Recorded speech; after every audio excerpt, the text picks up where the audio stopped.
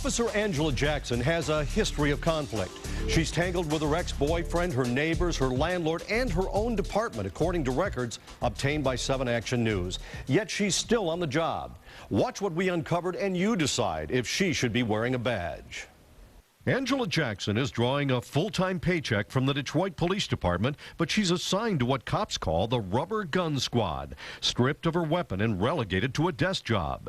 It all stems from an incident at her home last June, a family feud that got way out of hand. They were scuffling and pushing each other, and there was a lot of loud yelling. Next-door neighbor Cheryl Hillbaum says Jackson's son and her boyfriend Mike Funchess, a Detroit firefighter, wound up scuffling in the driveway. And Mike was here, and he had her oldest son in a chokehold.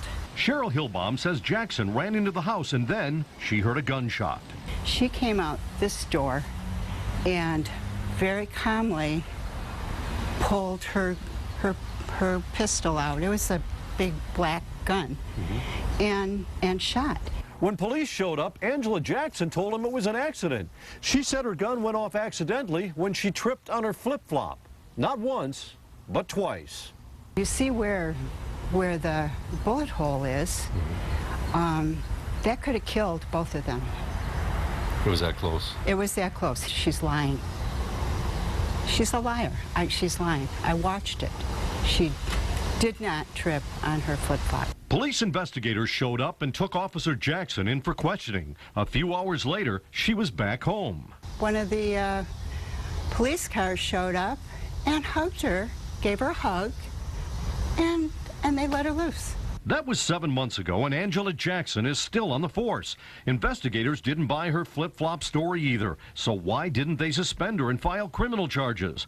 Police sources say Jackson's now ex-boyfriend Mike is the hang-up. They say he refused to press charges. He backed up her story about tripping on her flip-flop. It's the word of the officer and her boyfriend against the neighbors, and there was bad blood between them. Cheryl Hillbaum says she complained to Jackson about her former boyfriend working on clunker cars in the street, leaving the pavement stained with oil. And she says the backyard at the rental home was littered with junk. They've cleaned up their act a bit and removed a lot of the junk in one junk car, but these 2 cars are not registered. If I had an unregistered car in the city of Detroit, I would be fined. Hillbaum says Jackson and her boyfriend also had raging bonfires in the backyard with flames leaping into the air. Fires so big it filled her house up with smoke. And when she complained to Jackson about that, what she said to me is, I'm going to make your sorry miserable, and I'm going to buy this house. Now, she wasn't paying rent then. And that's another story. She has forced me into foreclosure, and I lost my house. Officer Jackson has been feuding with her landlord for months. I would call it a tenant from hell. Kenneth Bresnan says Jackson paid less than 3 months' rent in 10 months she lived there. And when he pressed Jackson for money, she threatened me and said, don't contact me anymore, don't bother me anymore. If you do, I am going to get my brothers in blue to come after you. Hey, Angela? I caught up with Jackson on the street to get her side of the story. I wanted to talk to you about the shots you fired at your house on Yorkshire.